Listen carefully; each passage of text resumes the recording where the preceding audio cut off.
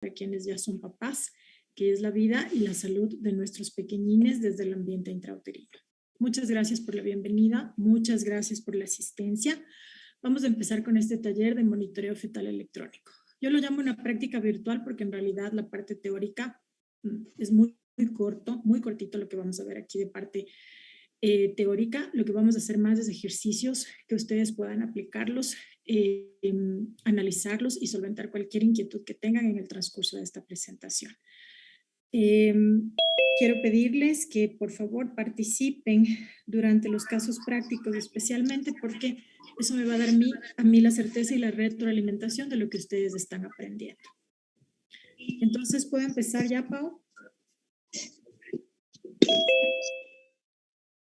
Listo. Ok. Entonces. Todavía no se enferma. Perdón, ¿me dijeron algo?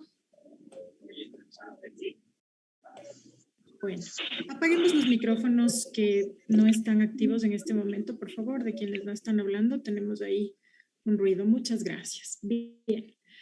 Empecemos recordando qué es el monitoreo fetal, doctores.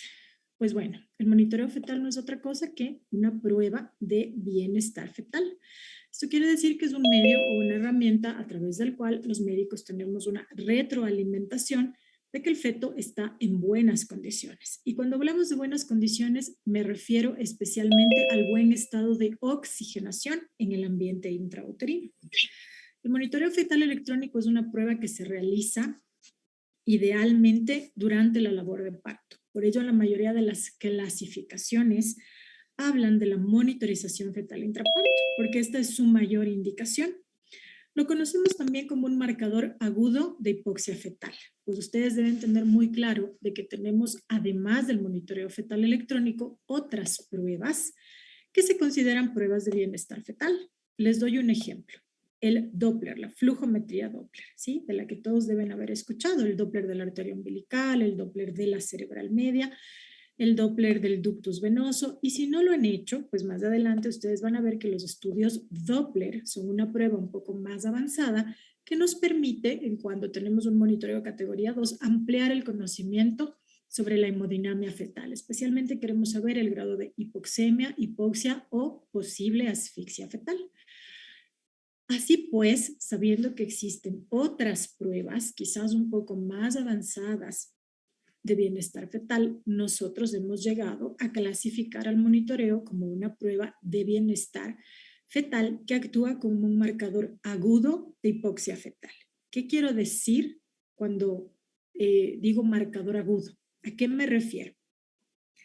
Lo que quiero decirles es que el monitoreo fetal va a modificarse, va a alterarse, va a ser categoría 2 o categoría 3 para quienes ya han un poco leído sobre las categorías del monitoreo.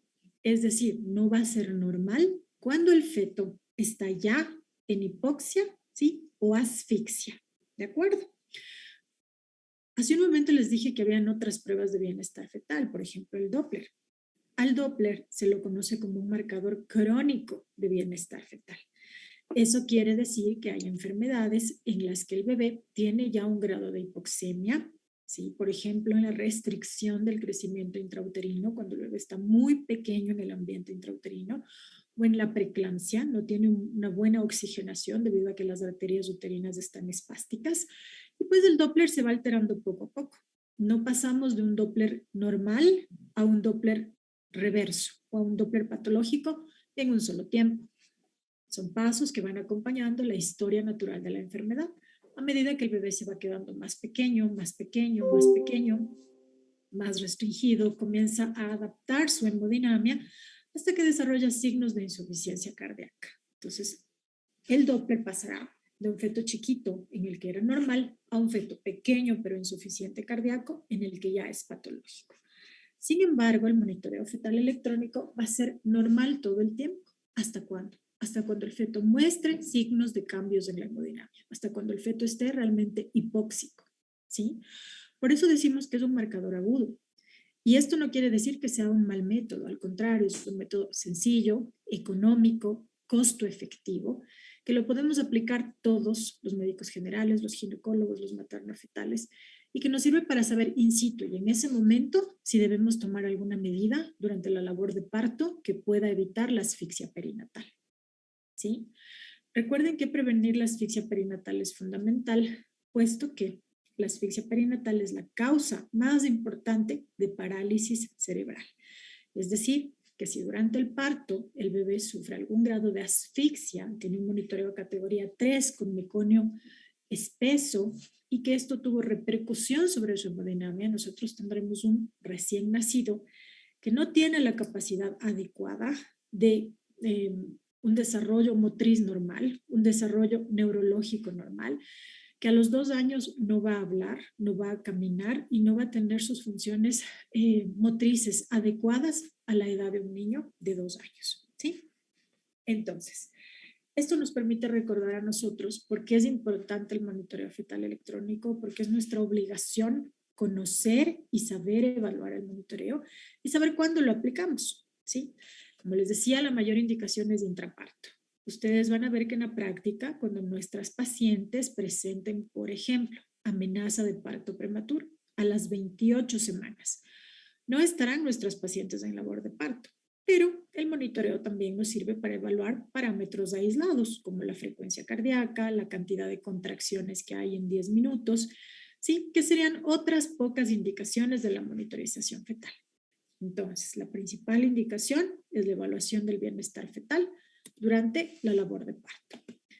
Habiendo hecho esta introducción, para pasar ya a la parte práctica, entonces ustedes deben saber cómo colocar el equipo. Nosotros tenemos un equipo de monitorización fetal y para poder colocarlo, primero tenemos que conocer la estática fetal. Entonces, Melanie Bolagay, ¿tú sabes qué es la estática fetal? Tal vez, Doc, cómo se encuentra el bebé, en qué ubicación está, no sé, eso me hace, pero así decirle la definición. Muy bien, doctora, lo has hecho muy bien. Con tus palabras nos has dicho exactamente lo que necesitamos saber. Cuando vamos a colocar un equipo de monitorización electrónica, como ustedes lo ven aquí, nosotros tenemos que conocer algunos elementos que nos informa o que los vamos a conocer a través de la palpación abdominal. ¿Sí? La estática fetal es fundamental, porque como ustedes ven aquí, yo estoy poniendo un elemento del monitor, que es el tocómetro, el que mide la presión, hacia el fondo uterino, pero no está totalmente al fondo, ¿sí? Está 2 a 4 centímetros por delante del fondo. Y el transductor o el Doppler, como ustedes lo conocen, que es aquel que va a emitir ondas de sonido y me va a permitir a mí recibir en respuesta una gráfica de la frecuencia cardíaca fetal, debe tener una localización específica. En este caso, nosotros buscamos una prominencia ósea muy importante en el feto, que es el hombro anterior. Recuerden que al ser un transductor, lo que emite son ondas de sonido, como lo hacemos con un ecógrafo.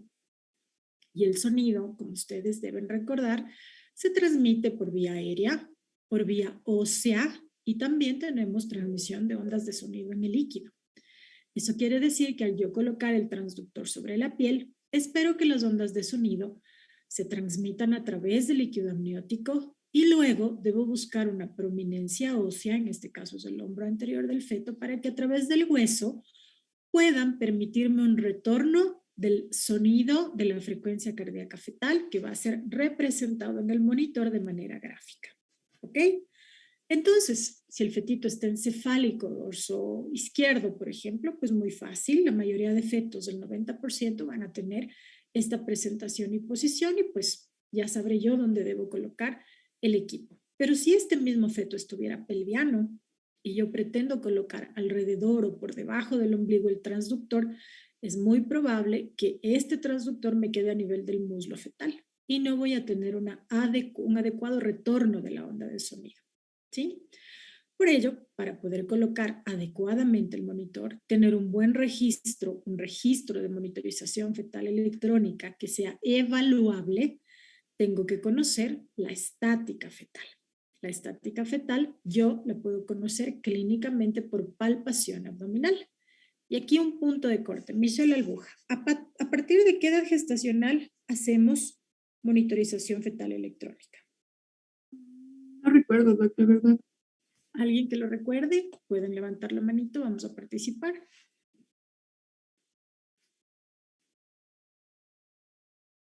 Paola, ¿recuerdas? Me parece que era desde las 30 semanas. Entonces, Alrededor, Pau. La monitorización fetal electrónica se puede realizar a partir de la semana 28. Hay una razón importante para esto, ¿sí? Y es que antes de esta edad gestacional, el feto no tiene suficiente madurez neurológica, ¿sí?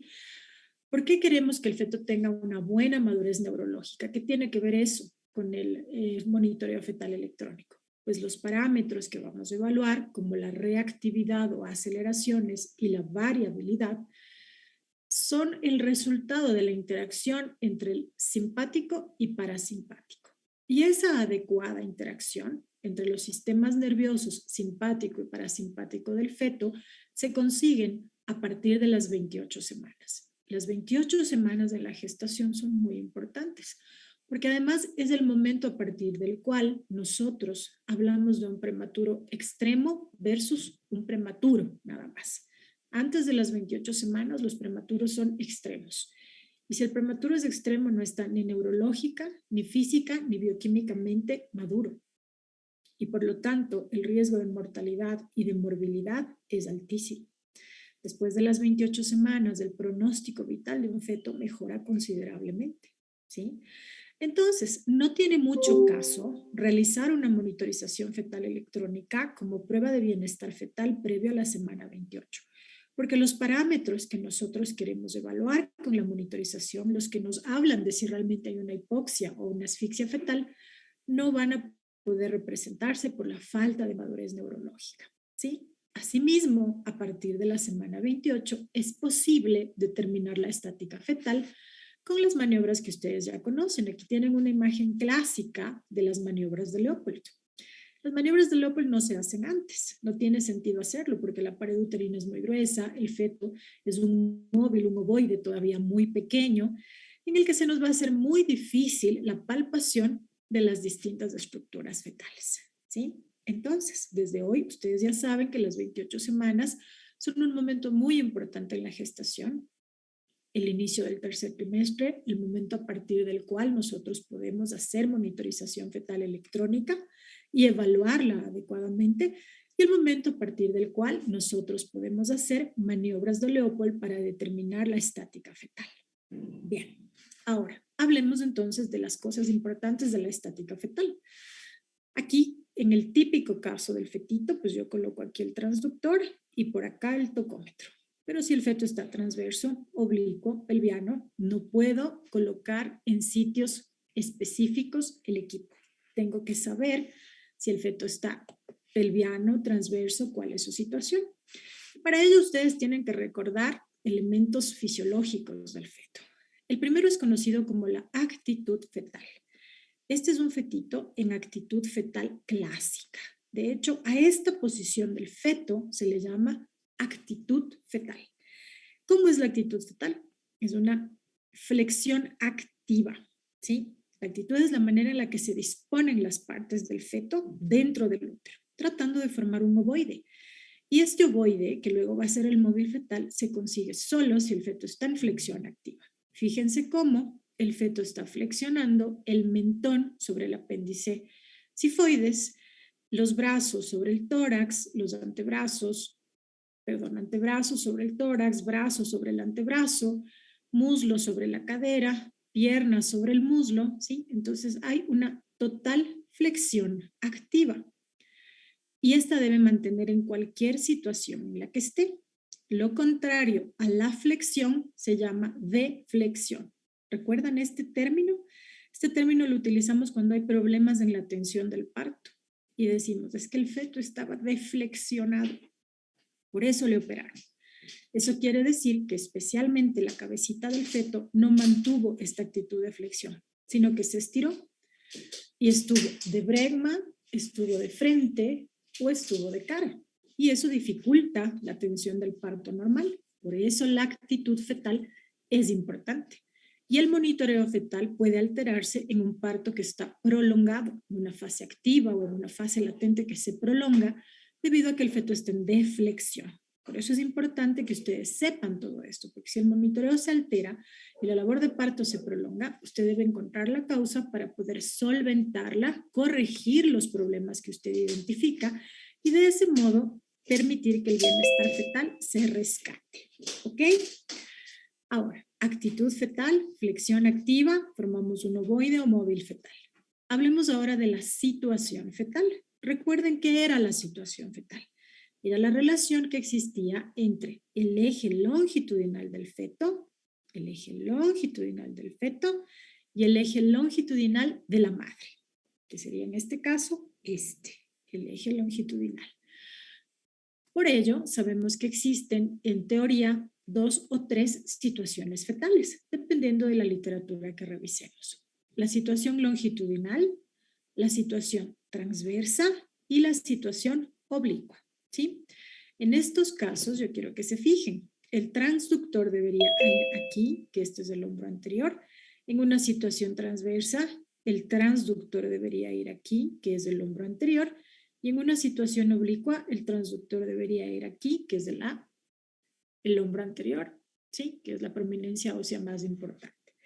¿Por qué les dije que algunas literaturas dicen que solamente hay 2 situaciones? La longitudinal y la transversa. ¿Alguien lo sabe? Puede levantar la manito si alguien lo sabe.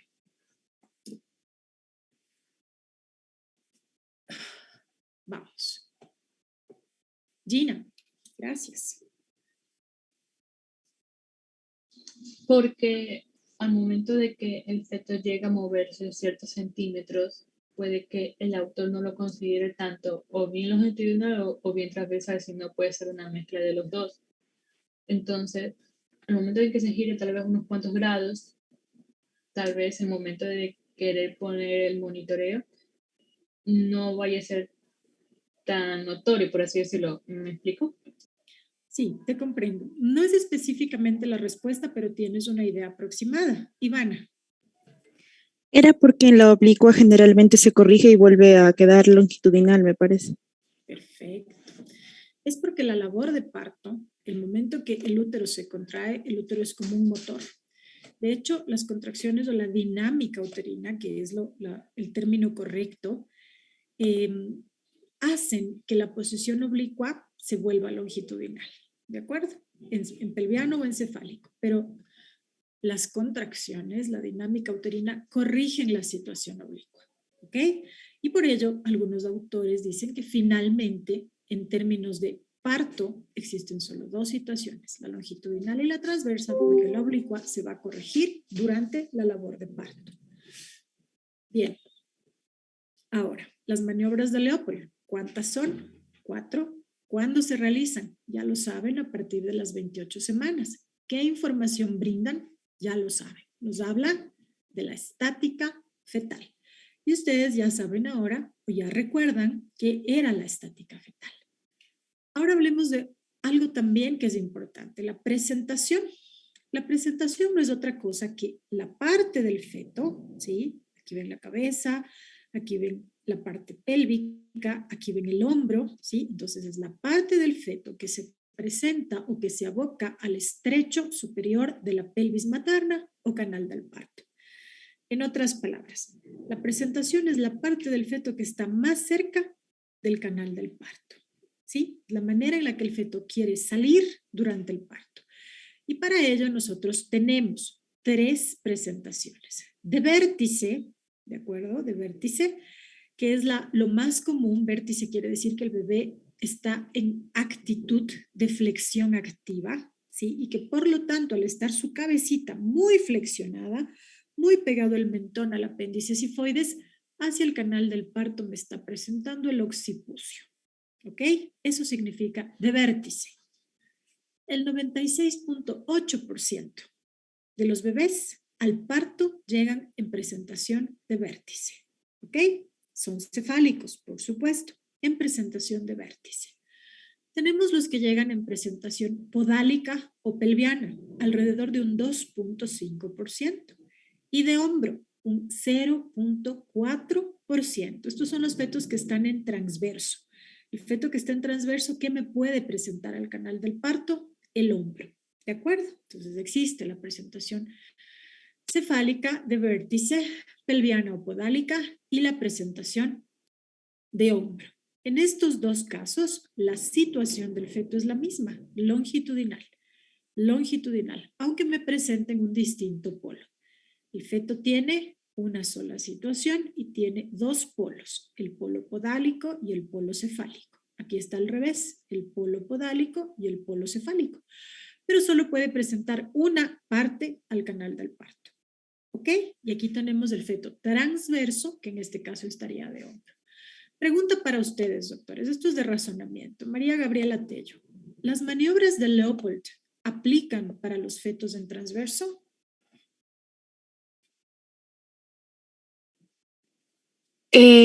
¿Cómo está, doctora?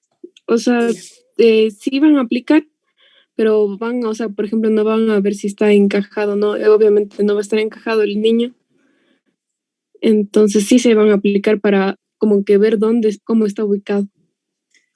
La primera maniobra en la que nosotros determinamos la situación longitudinal, tal vez oblicua y transversa, se aplica. Las otras maniobras ya no nos dan mucha información, ya vamos a ver por qué. Cuando hablamos, por ejemplo, de la identificación del dorso, de la posición, si es derecho o izquierdo, aquí ya no aplica el feto, ya no puede ser de dorso derecho ni dorso izquierdo, ¿sí? Y ya no podemos hablar de que la cabecita está insinuada, está encajada, porque el hombro normalmente no se encaja. Entonces, cuando el feto está transverso, nosotros podemos, gracias a las maniobras de Leopold, determinar la situación, pero no podemos determinar más elementos de la estática fetal. Alex Ruilova, ¿las maniobras de Leopold te son útiles en un embarazo gemelar?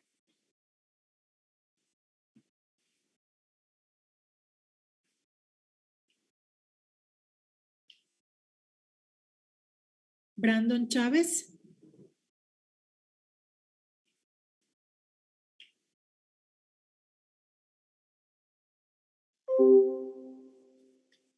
Bueno, las maniobras de Leopold tampoco nos ayudan mucho en los embarazos gemelares. De hecho, las maniobras de Leopold se crearon, digámoslo así, o son aplicables para embarazos únicos.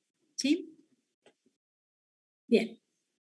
Ahora, como ustedes ya saben, la primera maniobra de Leopold es aquella en la cual, con los bordes cubitales de nuestras manitos, buscamos el polo que se presenta hacia el fondo uterino. Entonces, esta maniobra dice, con los bordes cubitales de sus manos, identifique el fondo uterino y palpe el polo de presentación. El polo que se está presentando en el caso de la imagen hacia el fondo es el polo podálico. Si yo encuentro que este polo podálico está muy central, la situación es longitudinal. Pero si de pronto este polo está desviado hacia acá, la situación será oblicua. Y si el polo finalmente lo encuentro hacia acá, la situación será transversa. ¿Ok? Palpo el fondo uterino, busco el polo, si no lo encuentro, me voy deslizando de un lado a otro hasta identificar dónde está el polo y de ese modo determinar si la situación es longitudinal, oblicua o transversa. Por lo tanto, la primera maniobra tiene una sola función, informarnos sobre la situación fetal. Dígame, doctora Gina. Doctora, buenas tardes. Tengo una pregunta. Y en esta maniobra nos permite ayudar a identificar sobre si el polo es caudal o cefálico o solamente para poder identificar en qué manera se encuentra el feto. ¿Verdad? Realmente la primera maniobra está creada para que tú identifiques la situación, que es longitudinal, oblicuo o transversa. Pero tú, al lograr identificar el polo que está hacia el fondo uterino, puedes deducir que el feto puede ya tener una presentación cefálica, pelviana o estar en transverso. ¿Por qué? Porque tú debes reconocer lo que palpaste aquí arriba. Entonces, si palpaste cabecita, deduces que hacia abajo está la pelvis. Si palpaste pelvis, deduces que hacia abajo está, como en este caso, la cabecita. Pero nuevamente, la primera maniobra está hecha para identificar situación. Nosotros podemos deducir ya la presentación desde este primer momento, pero no es esa la función de la primera maniobra de Leopold, ¿de acuerdo? Sino solamente determinar situación. Claro, los textos te dicen, tú ya vas a deducir desde este momento que el fetito está cefálico o pelviano porque ya palpaste arriba o cabecita o pelvis. Sigamos Listo, adelante. doctora, muchas gracias. Con gusto. Recuerden que las maniobras de Leopold son secuenciales, es decir, no paramos una y seguimos otra, sino que lo hacemos secuencialmente. La segunda maniobra de Leopold nos sirve para identificar posición fetal. ¿Qué es la posición fetal? La posición fetal es la relación que tiene el dorso o la espalda del feto con el lado o flanco derecho o izquierdo de la mamita, ¿sí? En este caso, si esta es la paciente que usted está examinando, el dorso del feto está hacia la izquierda de la mamá. Este es un dorso izquierdo. El 90% de los fetos, además, suelen tener una posición dorso izquierda. Entonces, desde la primera maniobra yo sigo deslizando mis manos hacia los lados del feto y busco con una mano una superficie lisa, dura y convexa, que sería el dorso fetal. Y con la otra, que esto es lo fácil, chicos, esto es lo fácil. Identificar esto no es tan fácil, pero identificar las pequeñas partes fetales que son abultamientos inestables, porque estos abultamientos se pueden mover, se pueden empujar, se pueden desplazar, ¿sí? Con mi otra manito. Entonces, si se me hace difícil identificar el dorso, se me va a hacer muy fácil identificar las pequeñas partes fetales, los abultamientos o prominencias. Y de ese modo yo ya deduzco, si aquí están las pequeñas partes fetales, al otro lado está el dorso. Recuerden, segunda maniobra nos habla sobre la posición fetal y con eso sabemos si el feto está dorso derecho o dorso izquierdo. Y asimismo ya sabemos si el transductor va a ir hacia la derecha, como en este caso, o hacia la izquierda. Si el feto es dorso izquierdo, el hombro anterior será una prominencia ósea del lado izquierdo. ¿En qué situaciones me sirve la segunda maniobra? En la situación longitudinal y oblicua, porque en la transversa no podemos decir dorso derecho o dorso izquierdo.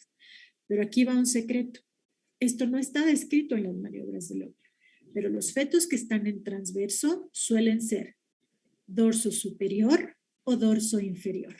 Son dorso superior cuando la espalda está hacia el fondo uterino y son dorso inferior cuando la espalda del bebé está hacia el pubis. ¿Ok? Vamos con la tercera maniobra. La tercera maniobra, recuerden, es la maniobra que ahora sí nos informa rápida y precisamente sobre la presentación. Lo que hicimos una deducción en la primera maniobra, pero ahora ya lo vamos a confirmar. Y las presentaciones, las que podemos deducir con maniobras de Leopold son la cefálica y la podálica o presentación pélvica. ¿Cómo lo hacemos? Esta es una maniobra unimanual, por tanto, yo tengo que girarme y mirar a los ojos de la mamita con mi manito derecha, porque ustedes saben que los médicos examinamos del lado derecho de la paciente, entonces ahí vamos a quedar tal cual está esta imagen. Entre nuestro dedo índice y pulgar, tomamos el polo de presentación. Recuerden que la presentación es la parte del feto que se aboca al estrecho superior de la pelvis. En este caso es la cabecita, ¿ok? Y acá arriba, en cambio, está el polo pelviano. Si es cefálico, yo voy a reconocer un polo que cumple con ser redondo, rígido y regular. Las 3 R's del polo cefálico. Redondo, rígido y regular. ¿Sí? Y además yo voy a poder hacer el peloteo, con lo cual también confirmo que aquí abajo tengo la cabecita. ¿Sí? ¿Qué es el peloteo? El peloteo es la capacidad que tenemos en la articulación del cuello de subir y bajar la cabeza. Todos, aunque no los vean, suben y bajen la cabecita. Suba y baje. Pégale al apéndice sifoides, échela hacia atrás. Eso es lo que usted hace en el peloteo. Toma la cabecita del feto y le lleva hacia flexión y hacia extensión. Hacia flexión y hacia extensión. Solo el polo cefálico es capaz de hacer este movimiento tan amplio. porque tiene una articulación, las vértebras en el cuello. A eso se le llama peloteo. Ahora, si lo que yo palpo aquí abajo no es cabeza, yo me voy a dar cuenta, porque el polo pelviano es inestable, irregular, ¿sí? Y blando. Ya no es duro y rígido, es inestable, irregular, blando, ¿sí? Y además, si yo quiero hacer peloteo, no voy a conseguir, porque si yo tengo todo este polo entre mis dos deditos y trato de moverlo de aquí hacia acá, se va a mover todo esto, todo el fetito en bloque. Cuando yo veo que tengo un movimiento en bloque, yo deduzco que lo que estoy palpando es el polo pelviano. Y esos son tips para que usted en la tercera maniobra pueda identificar si lo que palpa es cefálico o podálico. Con la práctica, y si la paciente es delgada, es muy fácil saber rápidamente que usted está palpando un polo cefálico. Es muy redondito y rígido, como una pelotita. Usted coge una pelotita entre sus dedos y dice, esto es cabeza. Y después de que lo haga 3 o 4 veces, no va a fallar jamás. ¿Ok? Finalmente, tenemos la cuarta maniobra.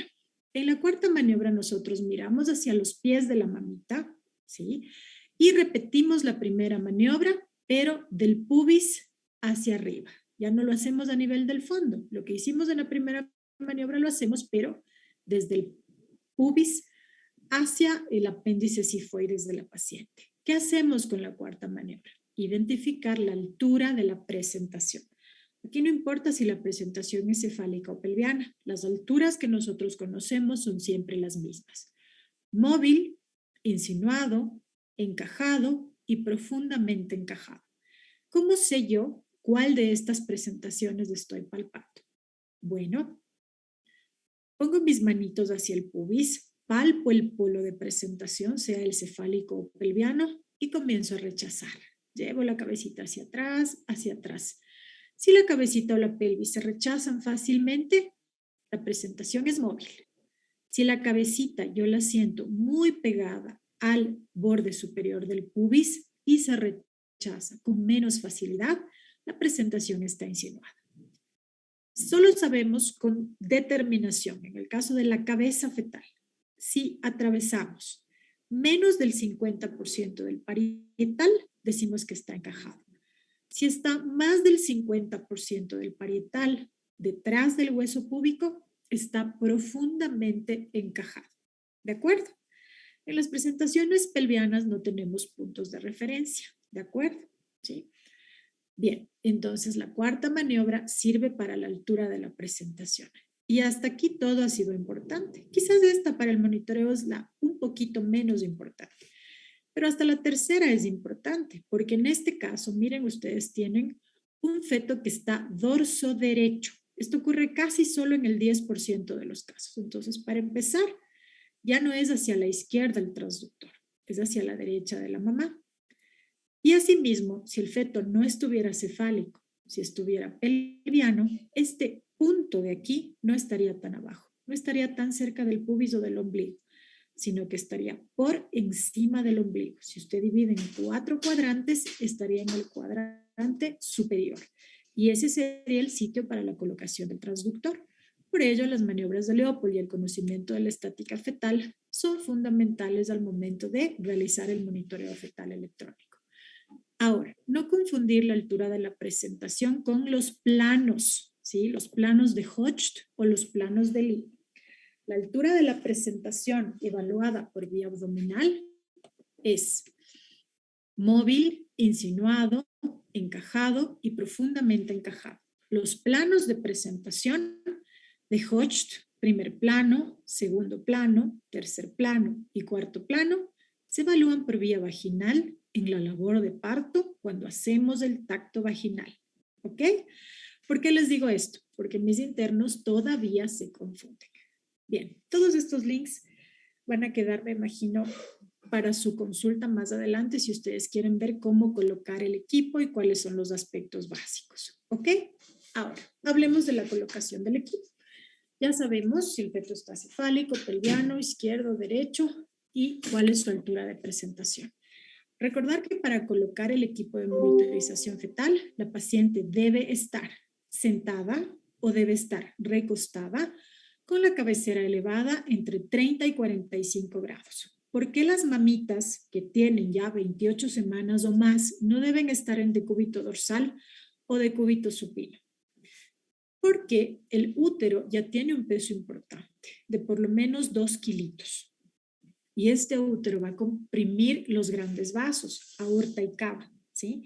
La compresión aorto-cava da signos vasovagales en las pacientes y puede causar lipotimia, bradicardia, fetal y materna, entre otras cosas, ¿ok? Por ello, las mamitas, como ya sabemos que desde las 28 semanas en adelante hacemos monitoreo, sabemos que siempre que hagamos un monitoreo, la mamá o está sentada, que no es lo habitual, pero es una recomendación, o está recostadita con cabecera elevada a 30 o 45 grados. El equipo de monitorización electrónica tendrá una computadora, tendrá una impresora con un papel que es universal, ya vamos a ver cuáles son los parámetros en el papel, y tendrá 2 elementos, el tocómetro o tocodinamómetro, que es el nombre correcto, que es un elemento que nos sirve para evaluar presión en milímetros de mercurio, ¿sí? Entonces, aquí lo que nosotros debemos hacer es colocarlo 3 o 4 dedos, 2 a 4 centímetros por debajo del fondo uterino. Para ello tuve que hacer la primera maniobra, identificar el fondo uterino y 2 a 4 deditos por debajo, colocar el tocodinamómetro. ¿Qué características debo yo respetar al momento de colocar el tocodinamómetro? Que debe quedar lo suficientemente apretado con las correas como para que tenga una buena superficie de conexión con el abdomen materno. ¿Sí? Bien apretado, lo suficientemente apretado, pero no demasiado. La paciente debe sentirse cómoda y tampoco debe estar tan flojo como para que haya aquí espacios. Es decir, que si yo toco, si lo manipulo, está vibrando o está muy flojo y no tiene buena superficie de contacto. Debe contactar adecuadamente. Este otro elemento de acá se llama transductor. El que ustedes lo llaman Doppler se llama transductor porque es un elemento que emite ondas de sonido que van por aquí y me dan como respuesta una representación gráfica de la frecuencia cardíaca fetal, mientras que el tocodinamómetro me habla de la dinámica uterina o de las contracciones uterinas en milímetros de mercurio o en kilopascales. Ustedes ya van a ver que los papeles de monitoreo traen ambas cosas, marcado en milímetros de mercurio y en kilopascales. ¿Cómo nos comunicamos en los hospitales de aquí? En milímetros de mercurio. Este fetito, como ustedes ven, es un cefálico, dorso izquierdo, y por ello generalmente queda el transductor por debajo del ombligo en el cuadrante inferior izquierdo del útero. ¿Ok? Casi el 90% de los fetitos tienen esta posición, pero me ha sucedido, doctores, que estoy en quirófano y viene el interno rotativo muy preocupado porque no hay frecuencia, doctora, y no hay frecuencia. Y claro, tú en plena cirugía no hay frecuencia de un bebé, es una preocupación terrible. Y cuando sales resulta que el bebé estaba pelviano. Entonces yo siempre les molesto a mis internos y les digo, claro, es que tú querías escuchar el corazón en el glúteo. ¿Ok? No cometan esos errores, doctores. Ahora, vamos ya al monitoreo como tal. Colocaron bien el equipo, ya saben cuáles son sus elementos y hablemos ahora de los parámetros básicos que vamos a evaluar en el monitoreo fetal electrónico.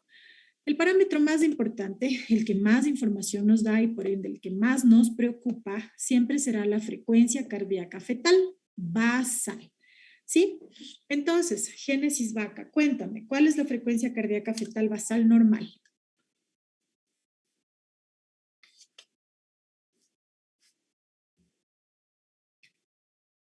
Doctora Carla Flores. Shirley, ¿quieres hablar? Gracias. De 110 a 160 latidos por minuto. Doctora. Después del primer trimestre. Antes del primer trimestre puede ser más alta, ¿de acuerdo? Entonces, de 110 a 160, muy bien. Eso quiere decir que por debajo de 110 latidos yo tengo bradicardia y por encima de 160 latidos yo tengo taquicardia fetal. ¿Sí? Hay algunas literaturas antiguas que dicen que lo normal es de 120 a 160 y que bradicardia es por debajo de 110. Entonces yo me pregunto, ¿qué es entre 110 y 120? ¿Ok?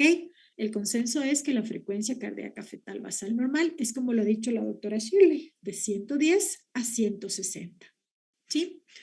Entonces, lo que ustedes ven en negro es el trazo de una frecuencia cardíaca fetal normal, ¿sí? Porque está dentro del rango de 120 a 130 latidos, ¿sí? Y que si yo quisiera trazar una línea que atraviese en promedio todas las frecuencias cardíacas que se marcaron en los 20 minutos que debe durar el monitoreo, ¿sí? Una línea promedio, que en este caso es 120, esa es la línea de la frecuencia cardíaca fetal basal. En otras palabras, sería el promedio de las frecuencias que se dieron durante los 20 minutos del trazo. En este caso, la línea azul traza la línea promedio y atraviesa exactamente, con fines didácticos, ¿no? El 120, ¿sí? Cuando usted pone el monitor fetal todo el tiempo está cambiando la frecuencia. 120, 125, 123, 121, 120, 122, porque hay una variación latido a latido. Y esas variaciones son las que permiten hacer estas oscilaciones de la frecuencia cardíaca. Y nuestro corazón late al mismo ritmo todo el tiempo. Se nos acelera el corazón cuando vemos al chico que nos gusta, por ejemplo. Lo mismo le pasa al bebé. Hay situaciones que le estimulan. El ruido, la voz de la madre, la estimulación del cuero cabelludo, ¿sí? Las vibraciones o la estimulación acústica como tal, las contracciones uterinas. Hay distintas maneras, los propios movimientos del bebé dan respuestas de cambios en la frecuencia cardíaca. ¿Ok? Entonces, el primer parámetro es tener una basal normal. Si está por debajo de 110 o por encima de 160, esta es patológica. Bien. En términos prácticos, después de evaluar la frecuencia cardíaca fetal basal, yo tengo que evaluar el elemento hoy en día conocido como el más importante del monitoreo fetal electrónico, que es la variabilidad, ¿sí? La variabilidad son estas oscilaciones que hace la frecuencia cardíaca, ¿sí? Y como ustedes pueden ver, se recomienda que las evaluemos en un minuto, ¿ok? Entonces, yo voy mirando estas oscilaciones y digo, esto es variabilidad, ¿sí? Ahora, doctores, la variabilidad puede ser de dos tipos, variabilidad a largo plazo y variabilidad a corto plazo. La variabilidad a largo plazo es la variabilidad que comúnmente nosotros evaluamos en el monitoreo fetal electrónico a simple vista. Por ejemplo, si yo veo este trazo, yo voy a decir es una variabilidad moderada o de moderadas oscilaciones. ¿Por qué? Porque la variabilidad quiere decir que yo voy a tener estas oscilaciones. Esto es una oscilación, esto es una oscilación, esto es una oscilación. Estará ausente cuando no hay oscilaciones mayores de 2 latidos, es decir, entre 0 y 2 latidos por minuto, ausente. Variabilidad mínima, entre 3 y 5 latidos. Yo debo tener aquí entre 3 y 5 latidos, en esta partecita de aquí. Moderada, que es la más común, entre 6 y 25 latidos. Aquí hay entre 6 y 25 latidos, ¿sí? Y notoria, más de 25 latidos, ¿ok? ¿Qué es lo que no está normal cuando la variabilidad está ausente? ¿Qué me llama la atención? Que la variabilidad esté mínima. ¿Qué es lo que espero encontrar en un feto de más de 28 semanas? Variabilidad moderada o notoria, ¿sí? Mínima ya es una alerta, ausente ya es patológico, ¿ok? La variabilidad a largo plazo, en este caso, entonces es moderada, ¿sí?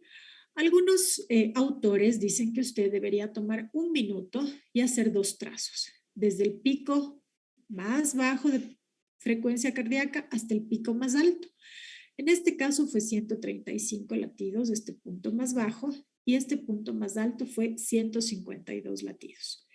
Yo hago una diferencia, 152 menos 135 me da 17 latidos de variación. Por lo tanto, esta variabilidad es de moderadas oscilaciones, pero eso en la práctica es difícil. Usted tiene que acostumbrar su ojo a identificar más o menos la variabilidad, porque el papel viene así, 100, 120 y hay una línea sin número, 110. 130, 140, 150, 160, 170, 180. Es decir, que este punteado más chiquitito sí nos permite saber que aquí es 105, 110, 115 y 120. Pero aún así, determinar que justo ahí eran 152 es difícil. Por lo tanto, nosotros podemos hacer cálculos aproximados de la variabilidad. ¿Qué cosa actualizada usted debe saber? Hoy en día existen equipos de monitorización electrónica que son automatizados, computarizados, y ellos detectan la variabilidad a través de, ahí sí, un estudio computarizado de la diferencia latido a latido, y nos dan esa información. Hoy en día sabemos que la variabilidad computarizada es un marcador que nos da muchísima información sobre el estado de oxigenación fetal. Y que esta variabilidad, estos cambios mínimos en la variabilidad que se escapan al ojo humano, se los puede calcular de manera computarizada y nos pueden dar realmente una información crucial al momento de tomar conductas fetales. ¿Sí? Ahora, esto que yo les conté es la variabilidad a largo plazo, pero hay otra variabilidad, la variabilidad a corto plazo. Esto se los digo solo por cultura general. La variabilidad a corto plazo es la variabilidad latido a latido. Es la que usted ve en el monitor. Está viendo que el monitor dice 120, 121, 123, 119, 118. Todo el tiempo muestra un valor diferente. Esa es la variabilidad a corto plazo. ¿De acuerdo? La variabilidad a largo plazo, en cambio, es la que permite hacer estas oscilaciones en el trazado de la frecuencia cardíaca fetal. Y la variabilidad, insisto, es el parámetro más importante al momento de clasificar al monitoreo como normal, patológico o indeterminado. Tercer parámetro, doctores, la presencia de aceleraciones. ¿Qué son las aceleraciones? Son elevaciones de la frecuencia cardíaca fetal en 15 a 20 latidos. Es decir, que de aquí a acá deben haber 15 a 20 latidos y que duran de 15 a 20 segundos. De aquí a acá tienen que haber 15 a 20 segundos. Eso es una aceleración. Las aceleraciones son respuestas de aumentos de la frecuencia cardíaca fetal frente a estímulos que sufre el bebé. Los estímulos generalmente son vibroacústicos, como les dije, son movimientos que hace el bebé, ¿ya? Y por ello hay un tercer elemento en algunos monitores que es un marcador. Y yo le digo a la mamá, aplaste el botón de su marcador, es como un esfero. Aplaste el botón de su marcador cada vez que usted le sienta moverse al bebé. Entonces, suelen coincidir los momentos de movimiento fetal con aceleraciones de la frecuencia cardíaca fetal. Estas son las flechitas que marcó la mamá. Aquí marcó aceleración.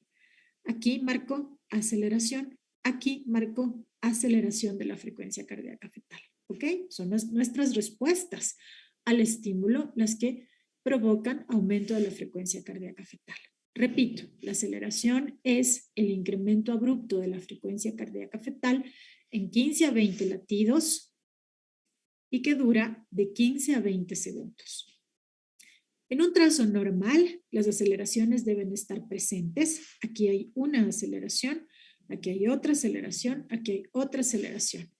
Y para el médico que evalúa esto, son un motivo de tranquilidad. Si yo veo aceleraciones, digo, ese monitoreo está perfecto. Este bebé goza de bienestar. ¿Sí? Si no veo aceleraciones, sin embargo, tampoco tengo que preocuparme, porque para eso tengo la clasificación de los monitoreos. Y en la clasificación de los monitoreos no se toman en cuenta las aceleraciones. Sin embargo, son un signo de bienestar que nosotros debemos reconocer. Antes hablábamos de monitoreos reactivos o no reactivos. Todavía van a encontrar esto en la literatura. Decíamos que un monitoreo es reactivo si presenta 2 o más aceleraciones en 20 minutos. Por ello, los trazos de monitorización fetal deben durar entre 20 y 30 minutos. ¿De acuerdo? En nuestro país generalmente los hacemos de 20 minutos, pero las literaturas dicen que incluso podríamos hacerlos de 30 minutos. ¿Ok? Entonces, Sebastián Eduardo, este monitoreo, este trazo que está hecho en 20 minutos, ¿es reactivo o no es reactivo? Sí es reactivo. Perfecto, porque hay dos o más de esas, aceleraciones en 20 minutos. ¿Ok?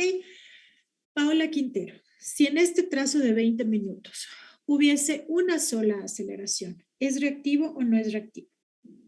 No, ahí se dice que es no reactivo. Muy bien, perfecto. Para conocimiento de ustedes, nada más. Ahora, la mayoría de clasificaciones solo dice aceleraciones presentes o ausentes al momento de describir, quiero decir, ¿no? Entonces, Nicole Belén, ¿este monitoreo es reactivo o no reactivo?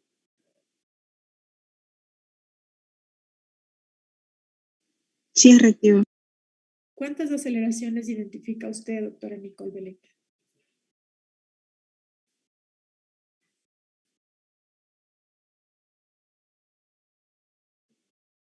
Doctora Marjorie, ¿cuántas aceleraciones identifica usted en este trazado?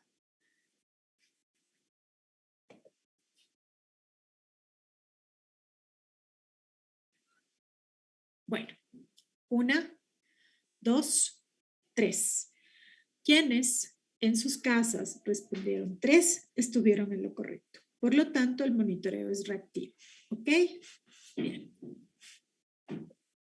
Ahora, hay otro parámetro que evaluamos ya no relacionado con la frecuencia cardíaca fetal, sino más bien con el cajón inferior del papel de trazado.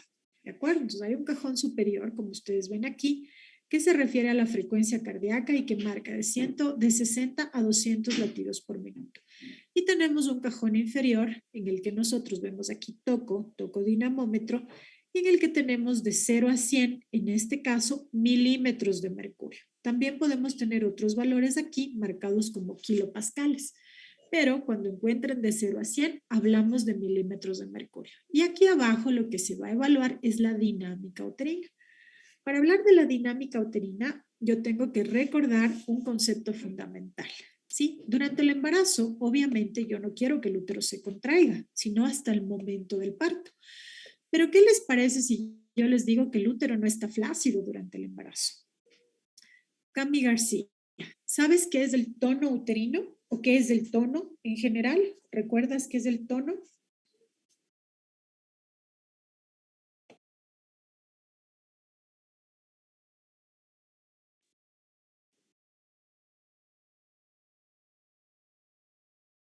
Edison.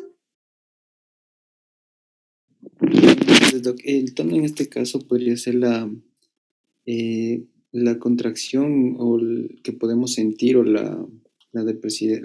si es depresivo, ¿no? En este caso el útero, pues esto es lo que le permite al útero las contracciones que va a tener, ¿no? Más o menos. Gina.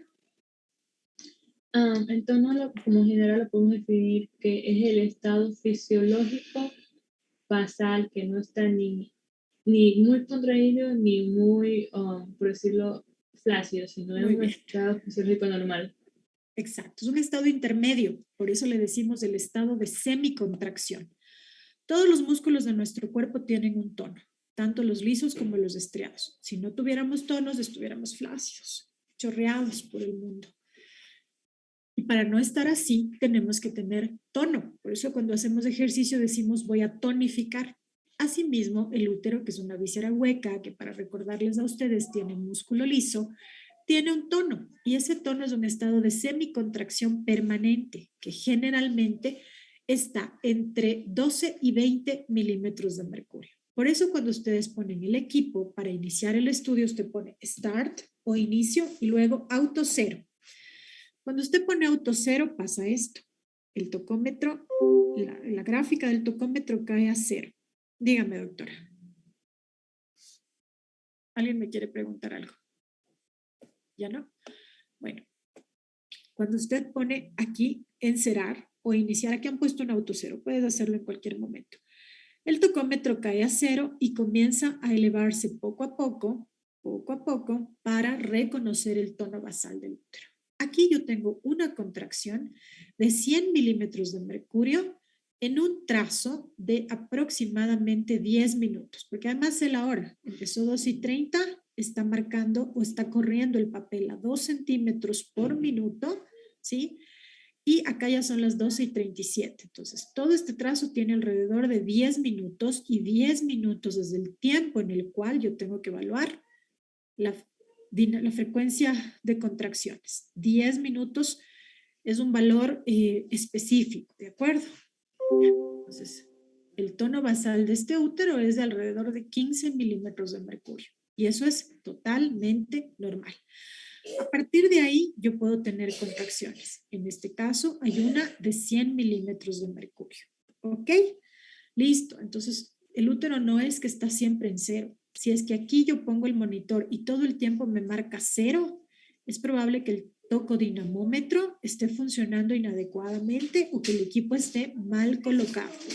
Asimismo, si ustedes no respetan lo que les dije en un principio, el tocómetro debe quedar con una buena superficie de contacto sobre la piel, no muy apretado, pero sí contactado adecuadamente contra la piel. Si eso no sucede, el tocómetro está móvil, entonces se mueve el bebé, se respira la mamá y el tocómetro está temblando. Y cuando está temblando, produce este trazado en dientes de sierra, ¿sí?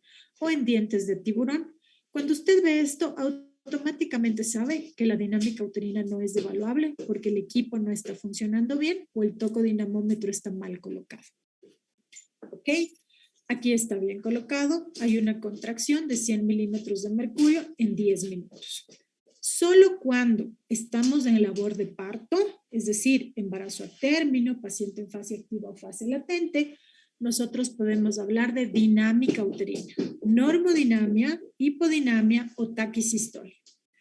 Si la paciente en labor de parto tiene menos de 3 contracciones en 10 minutos, está en hipodinamia y por lo tanto el parto no va a progresar adecuadamente. Si tiene de 3 a 5 contracciones en 10 minutos, está en normodinamia, es decir, que tiene la cantidad de contracciones necesarias para modificar el cuello uterino y producir el parto. Y si tiene más de 5 contracciones, es decir, de 6 en adelante, en 10 minutos está en taquisistolia. Y eso no va a permitir el tiempo suficiente de relajación entre contracción y contracción para que los vasos sanguíneos lleven suficiente cantidad de sangre y oxígeno al producto, ¿sí? Durante la contracción hay algo, la disposición de las fibras musculares del útero después del parto son a manera de 8 y al contraerse van apretando los vasos. Decimos son las ligaduras fisiológicas de Pinard. Deben haberlo leído en parto. Entonces, cuando el útero se contrae, los vasos quedan también espásticos porque el útero al contraerse hace un efecto de espasmo y de cierre de los vasos sanguíneos. Durante el momento de contracción, el feto tiene que tener reserva. Si no tiene reserva de oxígeno, no va a tener buena oxigenación y va a entrar en hipoxia o en asfixia.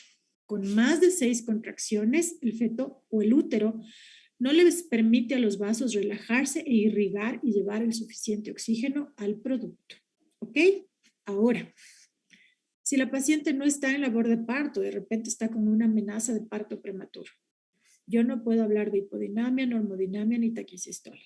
Solo puedo decir, esta paciente de 27 semanas, 29 semanas, que no está en labor de parto, está con 2 contracciones en 10 minutos. No hablo de hipodinamia, porque esto solo me sirve para evaluar la calidad de contracciones durante la labor de parto.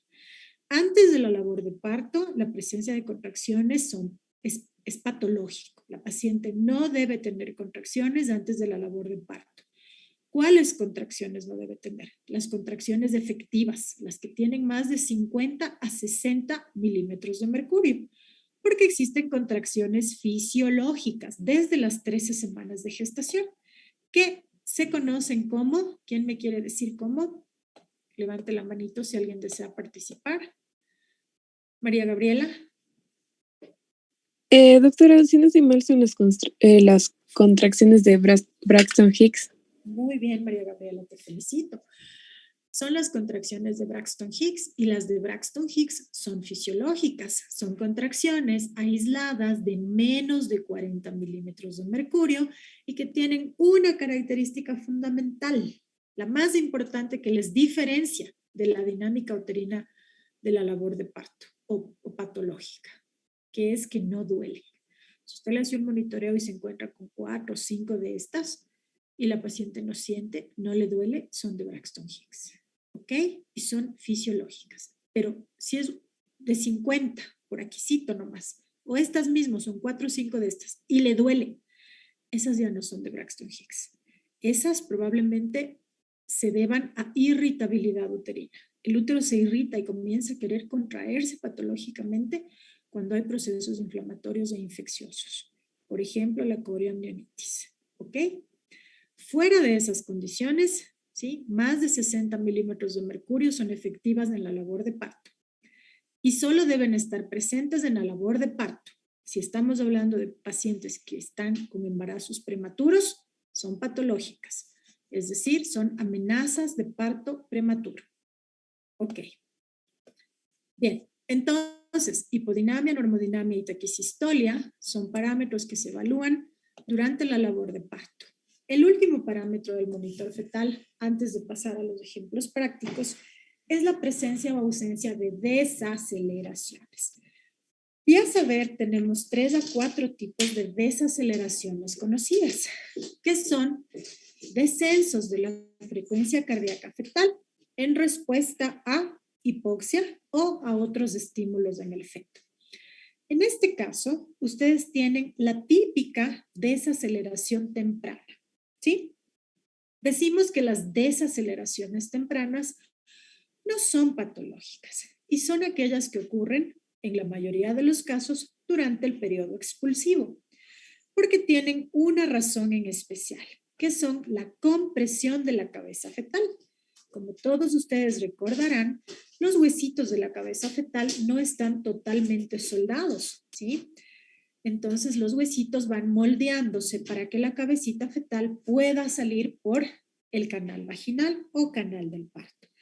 Durante este proceso, la cabeza y el cuero cabelludo fetal se amoldan y la compresión misma de la cabeza lleva a la aparición de esas aceleraciones tipo 1. Por ello son muy frecuentes en el expulsivo, cuando el bebito ya está saliendo del canal vaginal. Ahí está más comprimida que nunca la cabecita fetal. ¿Cómo son? Son en espejo. Las desaceleraciones tipo 1 son en espejo, porque como ustedes pueden ver aquí son igualitas. Es como si yo le hubiera puesto a la contracción un espejo. Son descensos de la frecuencia cardíaca fetal, ¿sí? Con un descenso progresivo y una recuperación progresiva, que coinciden tanto el punto máximo de la contracción justo en el mismo momento del descenso máximo de la desaceleración. Desaceleraciones tempranas, desaceleraciones no fisiológicas, pero que ocurren o coinciden con la compresión de la cabecita fetal, más frecuentes en el momento del expulsivo. ¿Ok? Se las conoce también como en espejo o desaceleraciones tipo 1. Los llamados DIPS ya no se usan, son términos que están desactualizados, ya no debemos hablar de DIPS, solamente de desaceleraciones, ¿ok? Listo. Entonces, estas no nos preocupan tanto, porque podrían estar presentes de manera aislada en un monitoreo del expulsivo y considerar todavía que el monitoreo es normal, ¿ok? No tienen mayor repercusión sobre la hemodinamia fetal. Vamos ahora con las que sí son patológicas. Las desaceleraciones tipo 2 o desaceleraciones tardías, ¿de acuerdo? ¿Por qué son tardías? Porque como ustedes ven, primero ocurre la contracción y luego de la contracción ocurre la desaceleración. Como ustedes ven, tanto las desaceleraciones tempranas como tardías tienen la forma de una letra U, con descenso progresivo de la frecuencia, punto máximo y ascenso progresivo. Hay un tiempo de decalaje. El tiempo de decalaje quiere decir que van a pasar entre 15 y 45 segundos entre el punto máximo de la contracción y el punto máximo de la desaceleración. En la vida real no podemos medir esto en el papel, que de aquí a acá pasaron 15 segundos, pero sí visualmente podemos saber que esta desaceleración ocurrió después del punto máximo de la contracción. y que tiene esta forma de U, con caída y recuperación progresiva de la frecuencia cardíaca fetal. Estas desaceleraciones son patológicas en todos los casos. Son desaceleraciones que nos hablan de que hay hipoxia o asfixia fetal, ¿sí? Pueden estar presentes en menos del 50% de las contracciones o pueden estar presentes en el 100% de las contracciones.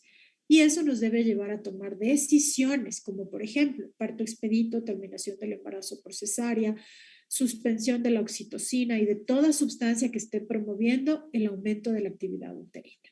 ¿Ok? Desaceleraciones tardías o tipo 2 son siempre patológicas y están asociadas con hipoxia o asfixia fetal. Finalmente tenemos las desaceleraciones variables, ¿ok? Las desaceleraciones variables tienen características igual muy particulares. Primero, no tienen relación con el punto máximo de la contracción. Pueden ocurrir cerca del punto máximo, después del punto máximo, o no tener ninguna relación con la misma contracción. De hecho, pueden no haber contracciones y presentarse desaceleraciones variables. A diferencia de las desaceleraciones tempranas y tardías que tienen esta forma de letra U, las desaceleraciones variables tienen la forma de una B pequeña, ¿sí? Ventilabial. ¿Por qué? La caída de la frecuencia cardíaca y la recuperación de la frecuencia no es progresiva. Esto es abrupto, ¿sí? Muy rápido, ¿ok? Cuando son como una B pequeña, nosotros decimos que son desaceleraciones variables simples. Cuando son como una doble B, decimos que son desaceleraciones variables complejas. Tanto las variables simples como las variables complejas se asocian con compresión del cordón umbilical, por lo cual también podrían presentarse durante el expulsivo o podrían ocurrir en un anhidramnios, no hay líquido amniótico y el feto está comprimiendo el cordón cerca de las paredes uterinas o en el canal del parto y también son patológicas, ¿ok? Las desaceleraciones variables tienen una característica, ¿no? Suelen tener aquí como un hombro, porque antes y después de la desaceleración hay una recuperación rápida de la frecuencia y vuelta a la basal.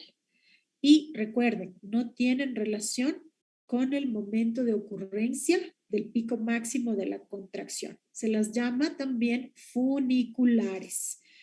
Funiculares, porque ustedes recuerden que el cordón umbilical viene de esta palabra. Entonces, funicular hace relación a cordón umbilical, ya que la compresión del cordón es el mayor causante de las desaceleraciones variables. ¿Pero por qué baja la frecuencia cardíaca, doctora? No entiendo. Aquí sí no entiendo, porque el cordón umbilical es el que lleva el oxígeno al feto. Y si yo le comprimo al cordón y el feto no tiene reserva, el feto ha desgastado su reserva, o el cordón está comprimido mucho tiempo y la reserva del feto se agotó, aparece la desaceleración como un reflejo de nuestro recién nacido ante la hipoxia, hipoxemia o asfixia.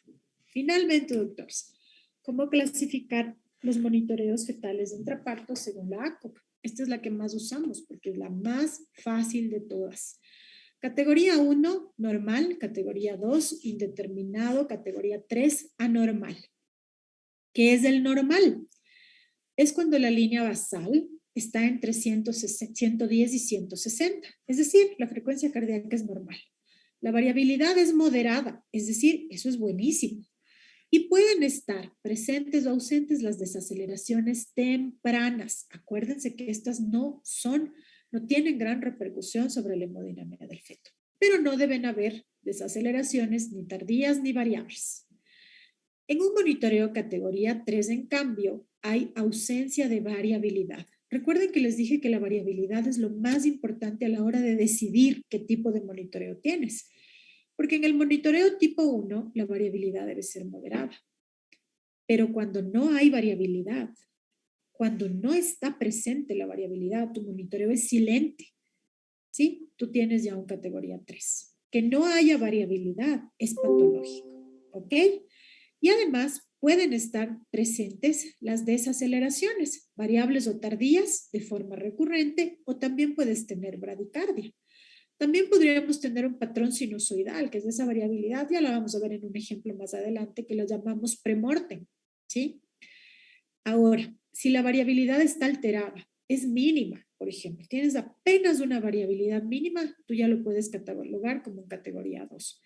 O si tienes desaceleraciones patológicas, que son las variables, y las tardías ocasionales, ya lo puedes clasificar como en categoría 2, porque todo lo que es normal es categoría 1 y todo lo que es francamente patológico es categoría 3.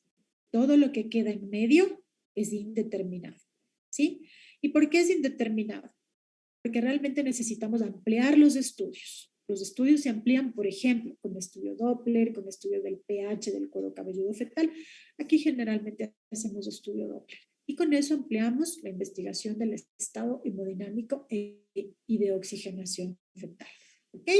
Clasificación súper simple, la de la casos prácticos.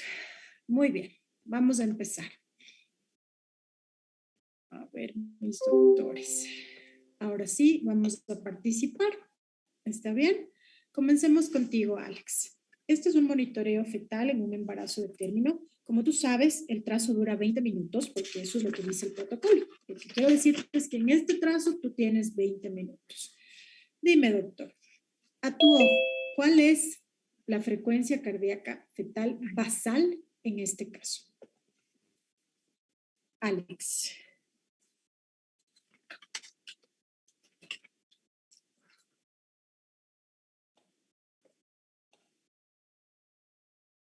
Cami García.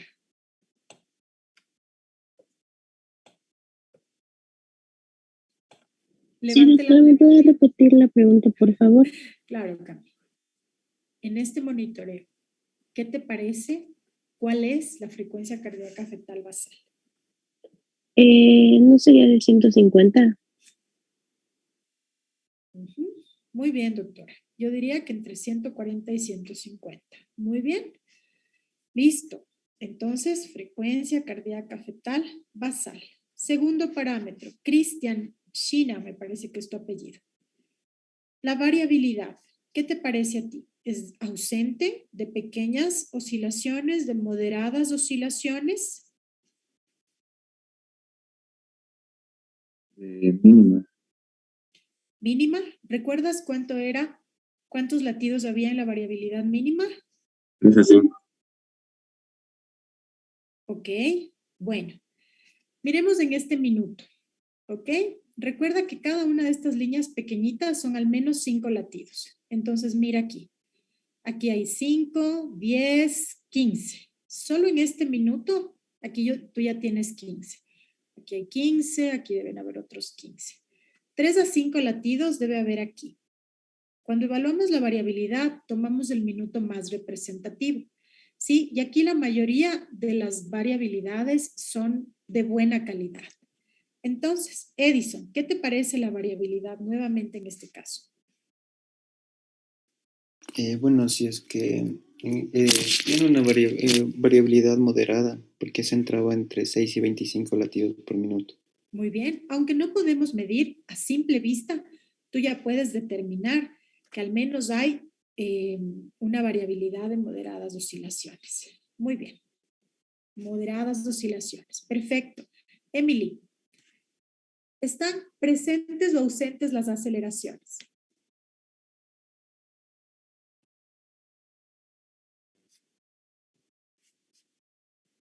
Emily. Francisco Gaona, ¿están presentes o ausentes las aceleraciones? Creo que están presentes. Muy bien, doctor. Están presentes aquí, aquí y acá. Recuerda que las aceleraciones eran elevaciones abruptas de la frecuencia cardíaca fetal en 15 a 20 latidos que duran por lo menos 15 a 20 segundos. Ok, entonces, Gina, dicho esto, ¿el monitoreo es reactivo o no reactivo? Es reactivo, doctora. Muy bien, ok. Ivana, ¿qué me dices con respecto a la dinámica uterina? La dinámica era la que se veía en la parte de inferior, ¿verdad? Así es. Dinámica es igual a actividad uterina o contracciones uterinas. Diría que son, digamos, están como que constantes porque es como que hay una subida cada cierto tiempo que es más o menos repetitivo. Ok. ¿Tú qué opinas, Carla? Carla Flores. Sí, buenas tardes. Sí, yo de igual forma diría que es una normodinamia. Normodinamia. ¿Te acuerdas qué era la normodinamia? ¿Cuál era el concepto? Que, que dentro de los 10 primeros minutos de, de lo que se detecta, lo que son los latidos, existen de 3 a 5 contracciones. Ya. No es en los primeros 10, es en cada bloque de 10 minutos. Ahí está. Ok, aclaremos aquí este concepto. Paola. Doc, podríamos decir que son contracciones de Braxton Hicks, es que no pasan los 20 milímetros de mercurio. Muy bien. En realidad, doctores, en este monitoreo yo diría que no hay dinámica uterina o que esta no es evaluable. Acuérdense lo que les dije del patrón en dientes de sierra o dientes de tiburón. ¿Qué ocurría cuando el tocómetro no tenía una buena superficie de contacto con la piel y nos daba este trazo que a todos nos resulta raro? Porque las contracciones uterinas también tienen características. No son estas subidas y bajadas tan rápidas de la frecuencia, también tienen esa bonita forma de U, ¿sí? Entonces, aquí o no hay dinámica o el tocómetro está mal puesto. Y lo correcto sería decir que la dinámica uterina es no evaluable en este caso, ¿sí? Ok. Si la dinámica uterina fuera ausente, este monitoreo sería categoría 1, porque cumple los demás 4 parámetros normales y yo no veo desaceleraciones, ¿sí? Pero vamos con otros ejemplos, ¿sí? Ahora, doctora Leslie, la frecuencia cardíaca fetal basal, en este caso, ¿de cuánto es? En todos los trazos vamos a considerar que tenemos 20 minutos, ¿ya? De 130, 40. Perfecto, más o menos de 130 a 40 y eso es normal. Mabel, la variabilidad en este trazo, ¿sí? Evaluémoslos aquí, que es el área más representativa. ¿De qué tipo es la variabilidad? Yo creo que hay una variabilidad moderada. Muy bien, excelente, doctora. Es una variabilidad de moderadas oscilaciones. Muy bien, María Gabriela. ¿Están presentes las aceleraciones?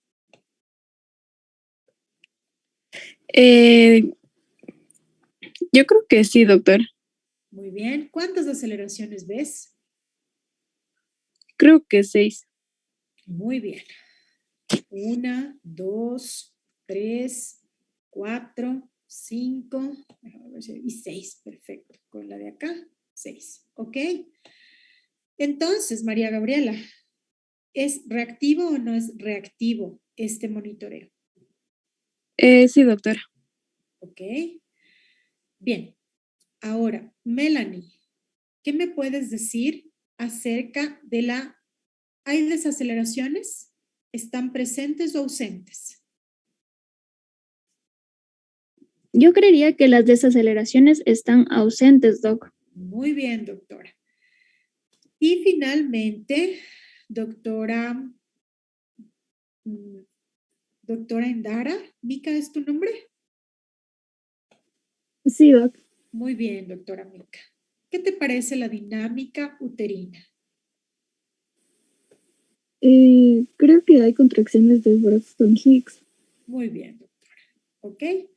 A tu criterio, doctora Mica, este monitoreo sería categoría 1, categoría 2 o categoría 3, normal, indeterminado o patológico.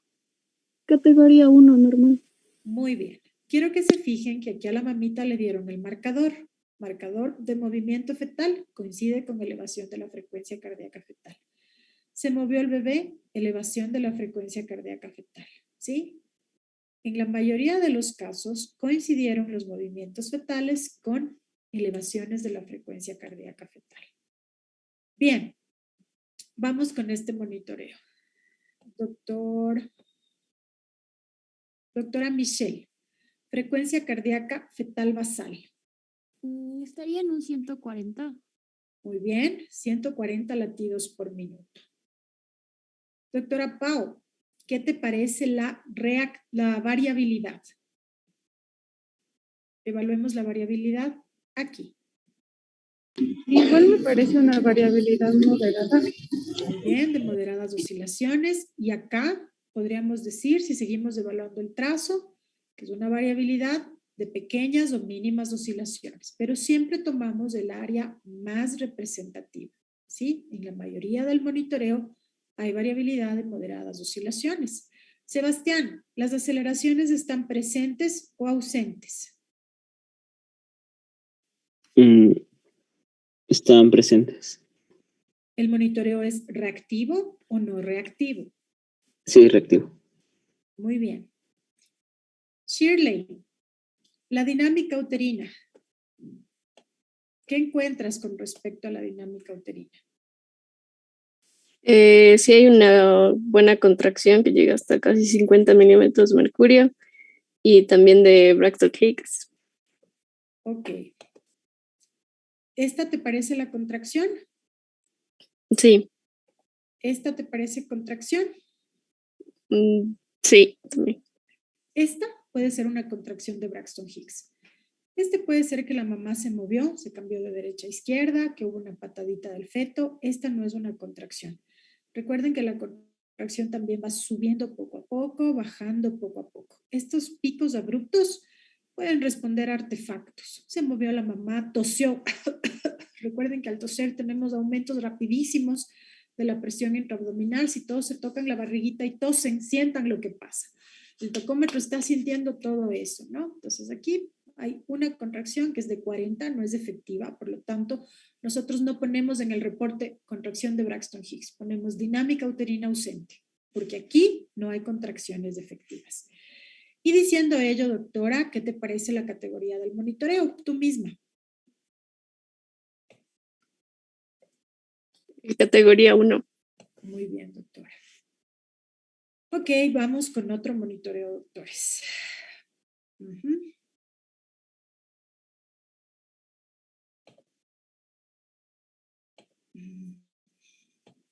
Alex, pregunta específica. ¿Este monitoreo es reactivo o no reactivo? ¿Y por qué?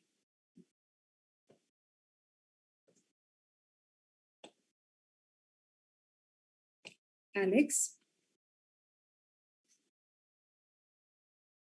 Alexi dice.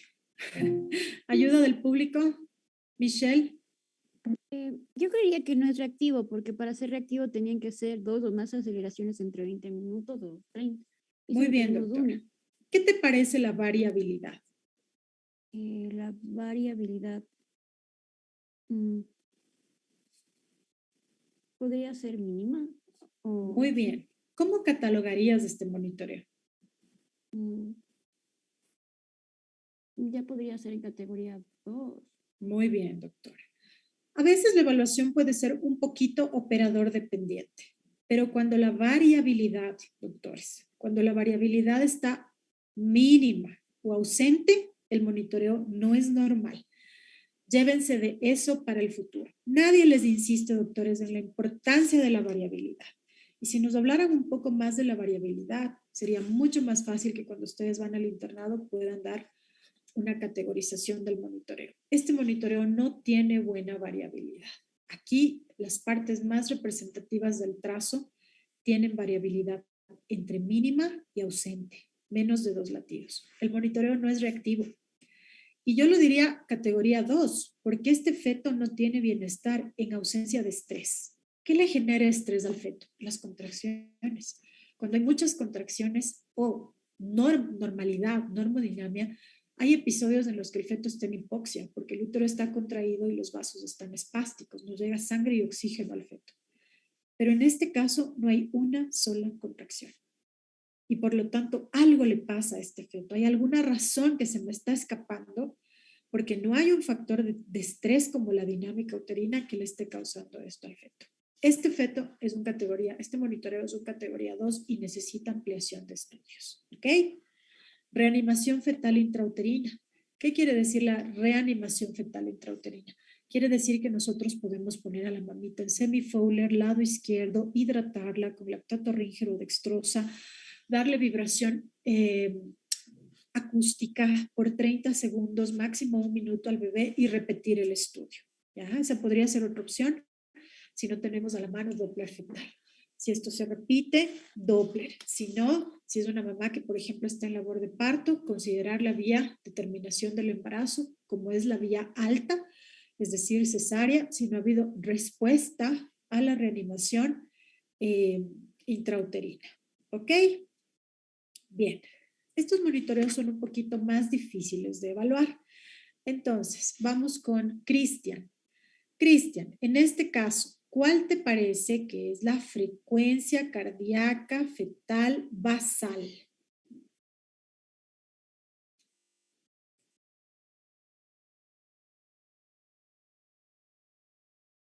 Mm, 150 por ahí.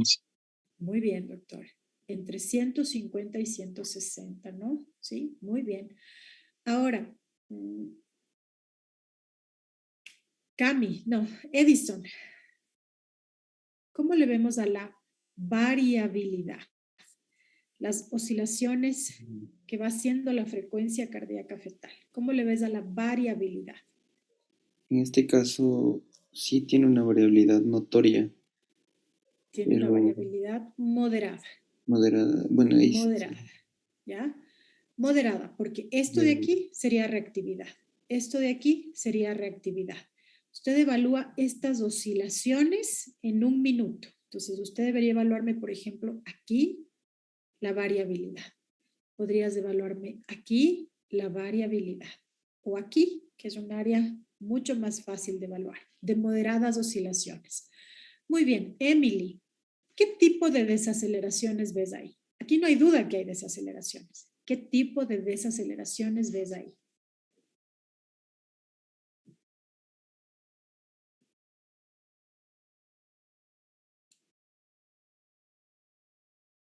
Francisco. Presente, no lo entendí. ¿Qué tipo de variabilidad, de desaceleraciones, perdón? Melanie.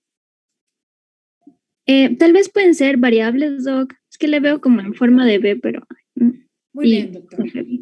Muy bien. Desaceleración variable simple, variable simple, variable simple, probablemente variable compleja sin duda, variable simple, variable simple, variable simple.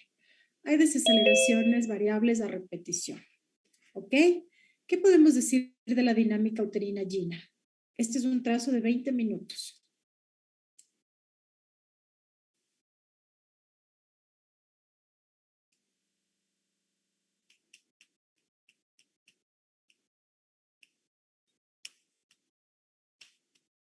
Doctora Gina. Doctora, ¿sí me escuchó? Sí, ¿cuántas contracciones en 10 minutos ves? 1, 2, 10 contracciones en 10 minutos. El trazo es de 20, no se olviden que los trazos son de 20. Entonces Gina está viendo 5 contracciones cada 10 minutos. ¿Eso cómo se llama en la labor de parto? ¿Hipo, normo o taquisistole? Normodinámica. Normodinámica. Muy bien, doctoras. Normodinámica. Quiere decir que aquí hay una actividad uterina efectiva, de buena calidad, porque casi todas son de 60, 50 milímetros de mercurio o más. Hay periodos adecuados de relajación, pero el feto no está tolerando bien la labor porque tiene desaceleraciones variables a repetición. ¿Ok? Levante la manito quien está de acuerdo si yo le digo que esto es un monitoreo categoría 2. Mabel, muy bien. Muy bien. Ahora, levanten la manito los que piensan que este es un monitoreo categoría 3. Paulita, ¿alguien más? Bien. Les voy a sacar de esa duda. Edison. Claro, uno a simple vista mira esto y dice, tantas desaceleraciones, este efecto está súper mal, son categoría 3. Pero hay una sola razón por la cual este monitoreo no es categoría 3. por el elemento más importante que les he pedido que evaluemos en todos los monitoreos, que es la variabilidad. Cuando la variabilidad está conservada, el monitoreo no puede catalogarse tipo 3. Sin embargo, aquí hay desaceleraciones y por lo tanto esto no es normal. ¿Ok? Este es un monitoreo categoría 2. Necesita reanimación fetal intrauterina urgente y evaluación Doppler para decidir conducta. ¿Ok? Si de aquí en 20 minutos o en 30 minutos esto empeora, la variabilidad reduce, se convierte francamente en categoría 3 y lo más probable es que este feto necesite terminación del embarazo por cesárea. Nuevamente insisto, doctores, en la importancia y en la relevancia de la variabilidad. ¿Ok? Bien. Francisco, láncese, doctor, de una sola. ¿Qué tipo de monitoreo está viendo ahí?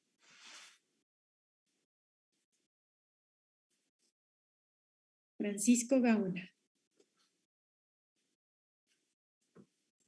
Ya, se me vino. Como un tipo de monitoreo. ¿Categoría 1, categoría 2 o categoría 3? Yo me voy por un 2.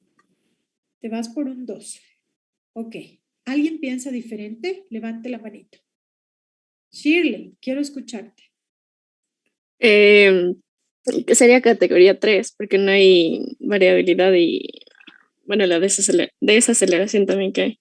Perfecto, muy bien. Este es un monitoreo francamente patológico, doctores. ¿Por qué? Porque aquí no hay ninguna variabilidad. Miren esto, es prácticamente un trazo en línea recta. Aquí no hay oscilaciones de la frecuencia cardíaca fetal. Aquí no hay ni 0 a 2. Esto es ausente.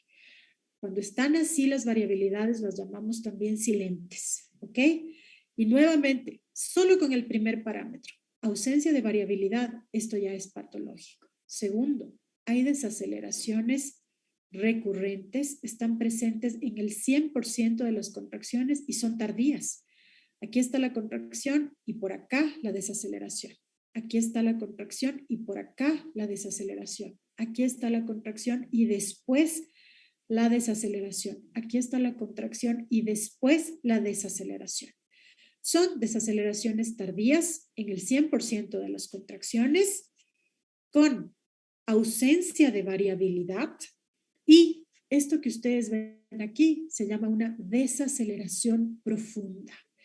¿Cuándo digo que es profunda? Cuando cae por debajo de los 90 latidos por minuto. Aquí no hay marca, claro, porque esto es un monitoreo muy fácil, es muy didáctico, ¿no? Entonces no vemos, o sea, que hay 100, 200, no vemos la frecuencia. Pero a simple vista, a esto es a lo que le llamamos desaceleración profunda. Y este es efectivamente un monitoreo patológico categoría 3, al igual que este monitoreo. Este monitoreo es francamente categoría 3, ¿sí? Y aquí resulta que no es que no hay variabilidad. Aquí hay una variabilidad patológica que es premortem, patognomónica del feto que está muy mal. ¿Alguien sabe cómo se llama este tipo de variabilidad que es muy simétrica como olas de mar? Levante la manito si alguien conoce cómo se llama cuando la frecuencia cardíaca fetal aparece en este trazo tan característico. Paulita, ¿se acuerda? Bueno, les cuento. A este tipo de variabilidad se la llama sinusoidal. ¿Ok? Si ven estos sinusoides, y como les dije, es premortem, ¿sí? Son como olas muy simétricas, 3 a 5 ciclos por minuto, muy simétricos. Y al ser sinusoidal, la conocemos como premortem porque nos habla de un estado de asfixia prácticamente ya fetal, en el cual si nosotros no le sacamos al bebé del ambiente intrauterino, donde él pueda respirar por sus propios medios, porque ya no les llega oxígeno suplementario a través del cordón, el fetito va a morir, ¿ok? Este trazo se conoce como variabilidad sinusoidal. Es muy famoso porque a la simple vista, estén como estén las contracciones, no importa. Si usted ve este trazo de la frecuencia cardíaca, usted sabe que es categoría 3 sinusoidal o premortem, ¿ok? Vamos. Emily Arias, De una, doctora, láncese. Categoría del monitoreo. Yo creo que sería 3 porque no le encuentro variabilidad. Así, Emily, ya estás. Vamos. ¿No se me escucha? El tipo de monitoreo, 1, 2 o 3. Ya no estamos evaluando elementos aislados. Sería 3. 3, patológico. Muy bien. Nuevamente, Pau, para usted.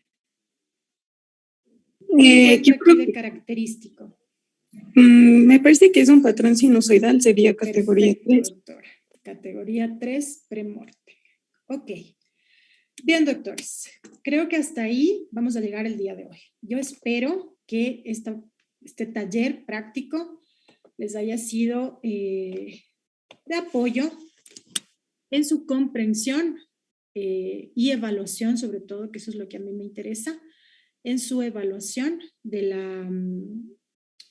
bienestar fetal a través de esta herramienta.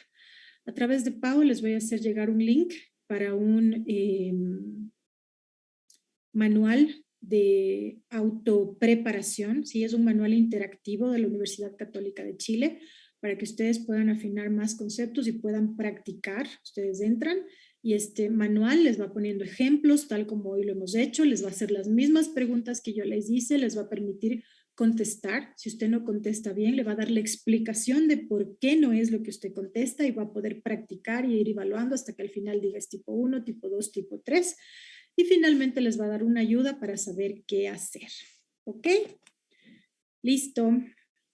Pau, sin más, ¿alguna pregunta, inquietud final en la que yo les pueda ayudar?